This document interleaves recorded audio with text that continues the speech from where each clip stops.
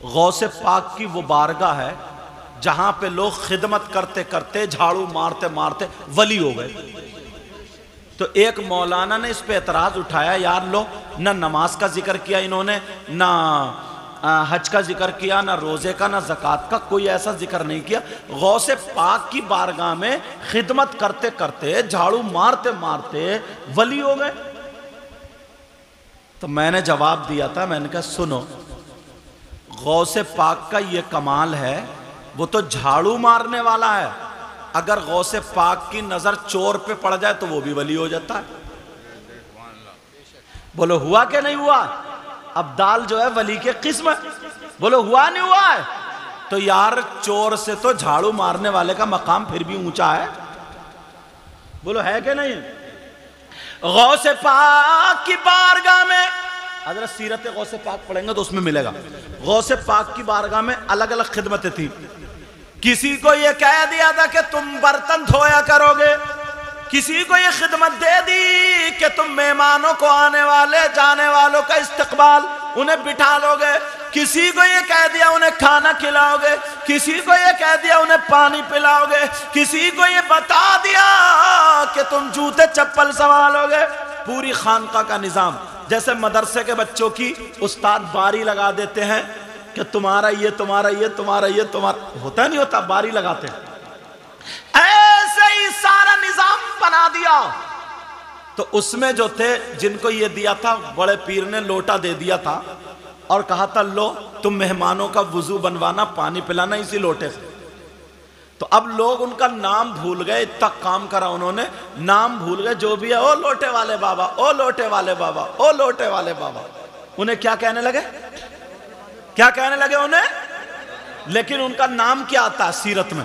سیرت غوث پاک جو کتاب، اس میں نام کیا تھا؟ شیخ احمد، اس میں لکھا ہوا البرقی، مگر میں پڑھتا ہوں اس کو الابریقی۔ ابریق مانے لوٹے کے آتے ہیں عربی میں، اور وہ لوٹے والے بابا تھے، لوٹے والے بابا اس کی نسبت سے۔ چلو بہرحال میں نے دونوں بتا دیے، کہیں پڑھ لو تو یہ کہہ دو کہ یار اس میں البرقی لکھو، ابریقی کیوں بتا گئے؟ ایسے بھی ہوتا ہے نا۔ اب ذرا سنو، لوٹے والے بابا ایک دن مایوس بیٹھے تھے، جوتی چپل ٹھکانے لگانے والے وہ بھی آ گئے، بولے کیوں کیا بیٹھے؟ بولے یار دیکھو نا، وہ چور آیا تھا، بڑے پیر نے اس کو ولی بنا دیا، وہ لنگڑا تو وہ آیا تھا وہ ٹھیک ہو گیا، کسی کو ولی کسی کو کچھ، سب اونچے اونچے مقام پہ فائز ہو گئے، ہمیں اتنے دن کام کرتے ہوئے ہو گیا، لوٹے ہی لوٹے لوٹے ہی لوٹا، ہمیں تو ابھی تک کچھ ولایت ملی نہیں، ہم تو ولی ہوئے نہیں ہیں۔ بولے تھک گئے یار، ایسا کرو 2-3 دن کے لیے دماغ ذرا بدل لو، کہیں نہ کہیں گھوم کے آتے ہیں، پھر اس کے بعد کام کریں گے۔ بولے ٹھیک ہے۔ اب یہ اس چکر میں تھے، مگر صبح کو بڑے پیر کی بارگاہ میں 2 اللہ والے آئے، اور جیسے ہی اللہ والے آئے، خوبصورت چہرے والے، بڑے پیر سے کہنے لگے ہمیں کام بتایا جائے۔ تو بڑے پیر بولے نہیں، تمہیں 3 دن پہلے سفر کرنا ہے، کعبے کی طرف کو، مغرب کو کیا کرنا؟ بولو سفر کرنا ہے۔ وہ لوٹے والے بابا سن رہے تھے، اور جیسے ہی لوٹے والے بابا سن رہے تھے، وہ آ گئے ان دونوں کے پاس، بولے اللہ والو صبح کو جاؤ گے، مجھے بھی لے چلیو، میں بھی چلوں گا۔ بولے تم کون ہو؟ ہم تمہیں کیوں لے جائیں؟ بولے لے چلیو نا، خوش آمد درآمد کی۔ بولے چل ٹھیک ہے چلیے، چلے گئے۔ 1 دن ہو گیا، جب چلتے رہے، چلتے شام کو انہیں لگی بھوک لوٹے والے بابا کو۔ اب جب بھوک لگی تو یہ کہنے لگے کہ مجھے کھانا چاہیے، مجھے تو بھوک لگ رہی ہے، تمہاری آنتیں کیسی ہیں یار، کھانا کھلاؤ۔ ان دونوں ولیوں میں سے ایک نے دعا کی، اے اللہ دسترخوان کھانے کا بھیج دے، دسترخوان آ گیا، تینوں نے بیٹھ کے اللہ کا شکر ادا کر کے کھانا کھا لیا۔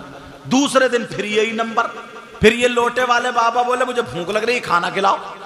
پھر دوسرے اللہ کے ولی نے دعا کی، دسترخوان آ گیا، کھانا کھا لیا۔ اب جب تیسرا نمبر آیا، پھر لوٹے والے بابا بولے مجھے بھوک لگ رہی ہے۔ اب وہ دونوں بولے سنو، پہلے انہوں نے دعا کی، پھر میں نے دعا کی، اب تیسرا کون ہے؟ بولے میں۔ تو بولے تمہاری باری ہے، اب تم منگاؤ کھانا۔ اب لوٹے والے بابا چکر میں پڑ گئے، بولے یار یہ تو ولی ہے، میں کیسے منگاؤں گا کھانا؟ مگر تھے بہت چالاک، انہوں نے سوچا اس نے کسی ولی کا واسطہ دیا ہوگا۔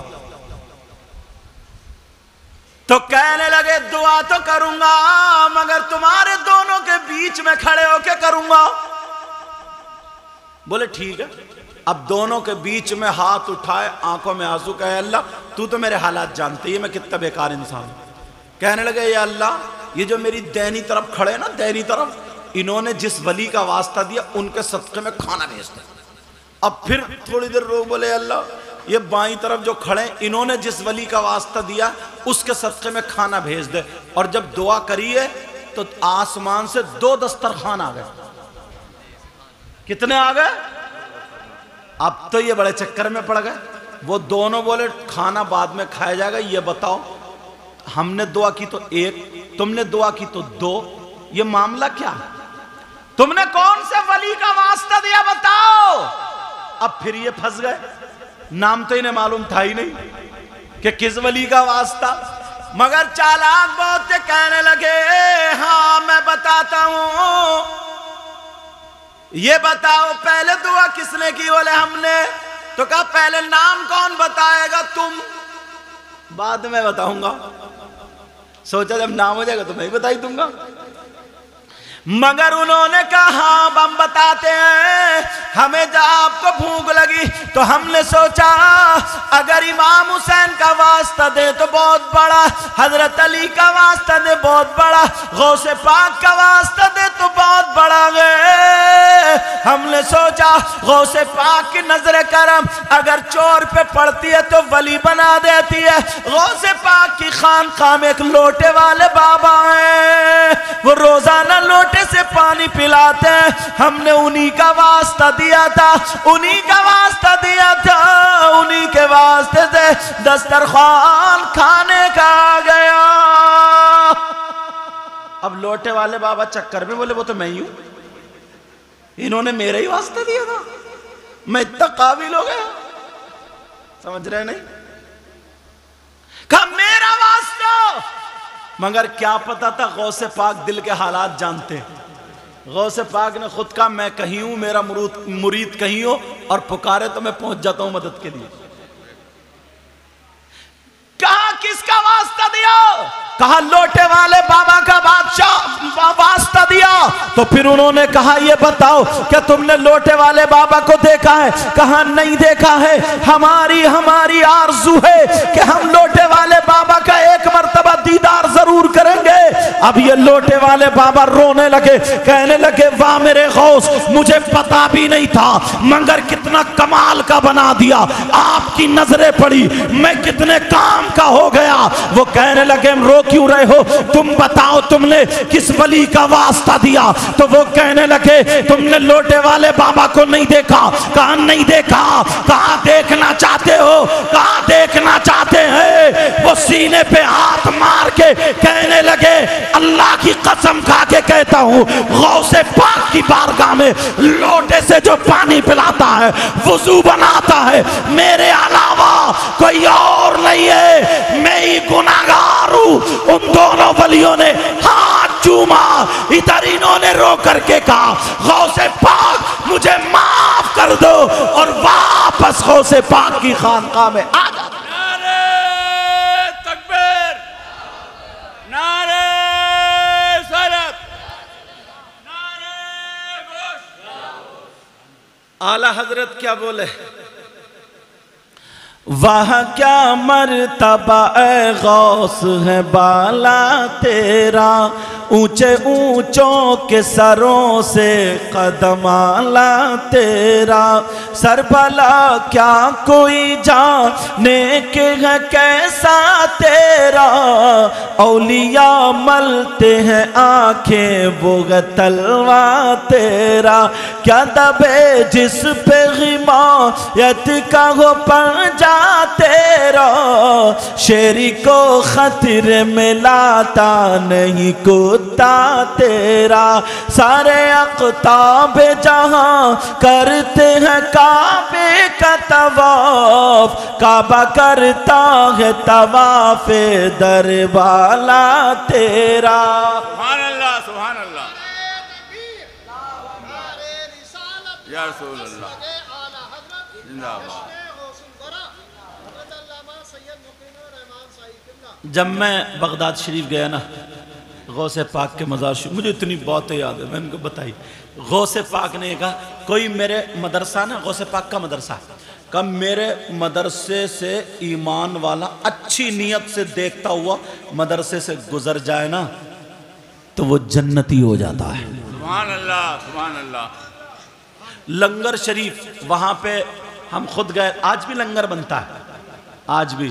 تو بہت سارے لوگ وہ مجھے جانتے تھے نا، لڑکے بہت اکٹھے ہو گئے پھر تو اپنے علاقے کے جو گئے ہوئے تھے، جو بمبئی اور سب، پھر انہوں نے مجھے سرچ کیا، دیکھا موبائل پہ تو سب میرے ساتھ ہو گئے. تو وہ لالا کہ ارے میں نے کہا غوث پاک کی بارگاہ میں یہاں کوئی بادشاہ نہیں ہے، ہم تم سے بھی گئے گزرے، یہاں نوکر ہیں، سمجھے. میں نے کہا تو وہاں بیٹھ رہے تھے نا، تو میرا کپڑا تھا، کالا رومال ڈالا ہوتا ہے میں سید صاحب، تو میں نے کالے رومال سے اپنی وہیں جھاڑو ماری تھی، سمجھے. اور مجھے آنسو نکل رہے تھے. میں نے کہا یار وہ باتیں یاد آ رہی تھی کہ یہاں پہ بیٹھنے والا کتا بھی شیر کو مار کے چلا گیا.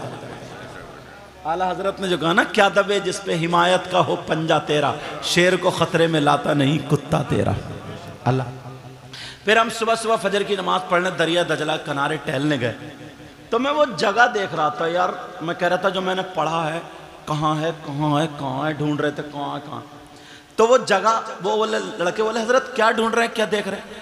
میں نے کہا یار ایک اللہ کے ولی یہاں پہ جن کے مزار پہ ہمیں جانا ہے، انہوں نے یہاں پہ جنت کی پلاٹنگ کی ہے. کیا کی ہے؟ جنت کی پلاٹنگ. جنت کی پلاٹنگ کی ہے. اچھا جنت کی پلاٹنگ کیا کی ہے؟ انہوں نے دریا دجلہ کے کنارے نا مٹی کے ایسے سے گھر بنائے، خلیفہ ہارون رشید کے زمانے میں. ان اللہ کے ولی کا نام بتاؤں؟ ان کا نام ہے حضرت بہلول دانا. کیا نام ہے؟ بہلول دانا. ان کے مزار بھی وہیں آگے، اور زبیدہ کا مزار بھی وہیں ہے. تو خلیفہ ہارون رشید جا رہے تھے، ہاں ٹھیک ہے، خلیفہ ہارون رشید جا رہے تھے، گزر رہے تھے اپنے سپاہیوں کے ساتھ. کہنے لگے بہلول دانا کیا کر رہے ہو؟ ان کو کچھ لوگ دیوانہ سمجھتے تھے، کچھ دانا سمجھتے تھے. دانا سمجھ رہے ہیں؟ کچھ دیوانہ سمجھتے تھے، کچھ دانا. کہہ رہے ہیں بہلول دانا کیا کر رہے ہو؟ بولے جنت میں مکان بیچ رہے ہوں. بولے کتنے کا؟ بولے 10 روپے کا. یہ ہنس کے چل دیے، بولے یار میں تمہیں بہلول دانا سمجھتے تھے مگر دیوانہ ہی نکلے تم، اور چلے گئے. پیچھے سے ان کی بیوی آ رہی تھی، بیوی کا نام زبیدہ تھا، خلیفہ ہارون رشید کی. وہ آئی بعد میں اپنی سہیلیوں کے ساتھ. کہا بہلول دانا کیا کر رہے ہو؟ کہا جنت میں مکان بیچ رہے ہوں. خاتون. کہا کتنے کا؟ کہا 10 روپے.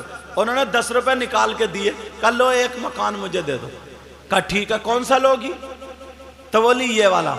انہوں نے لکھ دیا یہ مکان زبیدہ کے نام بہلول دانا کی طرف سے. چلے گئے. خیر اب رات کو جب سوئے خلیفہ ہارون رشید تو کیا دیکھتے ہیں کہ یار ایک نہر ہے، دودھ کی نہر ہے، اس کے پاس بڑے بڑے خوبصورت فرشتے تھے نا، بڑے بڑے خوبصورت کھڑے ہیں. کہا یہ اتنا شاندار محل اور یہ سب کیا ہے؟ تو بولے یہ جنت ہے. ارے بولے جنت ہے؟ بولے قریب چل کے جب دیکھا تو ایک مکان پہ لکھا ہوا تھا یہ مکان زبیدہ کے نام بہلول دانا کی طرف سے. ارے بولے یہ مکان کیسا؟ بولے یہ زبیدہ کے نام بہلول دانا نے کر دیا. تو بولے ہماری بیوی ہم دیکھ کے آتے ہیں مکان کا. بولے نہیں وہ دنیا ہی پہ ہوگا. اسی کھینچا تانی میں آنکھ کھل گئی. اب تو بڑے پریشان یہ، بولے یار خرید ہی لیتے ہم، اچھے رہتے خرید لیتے. اب صبح ہی اپنے آدمیوں کو دوڑا دیا ڈھونڈو بہلول دانا کا. تو اس پار پھر مکان بنائے پڑے. بولے مکان لے لو جنت میں مکان. اب یہ پہنچ گئے، ذرا پیسے اسے ڈال گئے، بولے 4-5 خرید لوں. پہنچے. بولے بہلول دانا کیا کر رہے ہو؟ بولے مکان بیچ رہا ہوں. بولے کتنے میں؟ تو بہلول دانا بولے بادشاہ آپ کی آدھی بادشاہت میں ایک چھوٹا والا مکان. بولے کیا یار پلاٹنگ اتنی مہنگی ہو گئی، کل 10 روپے میں اور آج آدھی بادشاہ. تو بہلول دانا کیا بولے؟ بہلول دانا کہنے لگے خلیفہ ہارون رشید کل بغیر دیکھے کا سودا تھا اور رات دیکھ کے آیا تو اب سودا کر رہے ہو. سبحان اللہ سبحان اللہ. یہ اللہ والے. بہرحال غوث پاک کی بات چلی تھی. اب وہ آئے لوٹ کے لوٹے والے بابا بڑے پیر کی بارگاہ. بڑے پیر مسکرا کے بولے ہاں شیخ احمد البرقی البریقی شیخ احمد اب تو پتہ چل گیا تم کون سے مقام پہ ہو. لے بڑے پیر صاحب یہاں بتا رہے کہہ رہے اب تو پتہ چل گیا. اللہ تو بات یہ کہی تھی میں نے نا, غوث پاک کی بارگاہ میں خدمت کرنے والے چاہے جھاڑو مارنے والا ہو اگر نظر کرم ہو جاتی ہے تو وہ بھی ولی ہو جاتا ہے. یہ غوث پاک 15 سال کی ہر رات میں ایک پاؤں سے کھڑے ہو کر کے فجر کے ٹائم تک قرآن شریف پڑھنے والی ذات کا نام عبد القادر جیلانی تھا. سبحان اللہ سبحان اللہ.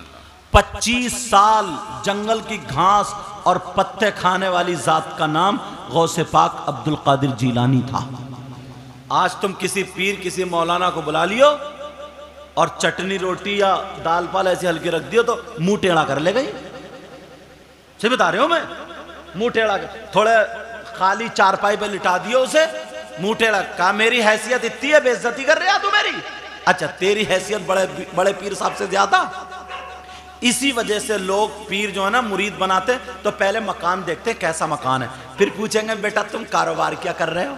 اگر یہ کہہ دینا میں مزدوری کر رہا ہوں اور الٹے سیدھے کام بھی کر لیتا ہوں تو اسے مرید نہیں بنائے گا, اس نیت سے کہ اس کو میں قریب کر لوں اور اپنا اثر اس پہ ڈال کے اس کے سارے گناہوں سے توبہ کرا لوں گا اور اسے دعا کرا کے نیک اور حلال کمائی سے یہ غنی ہو جائے گا, مالدار ہو جائے گا, اسے وہ راستے بتاؤں گا. اس نیت سے نہیں کرے گا. اس نیت سے مرید کرتا ہے کہ مجھے گاڑی لینے مراد آباد پہنچے گی, ایسا مرید بناؤں گا میں, اور دونوں مارے جائیں گے, ایسا پیر بھی ایسا مرید بھی.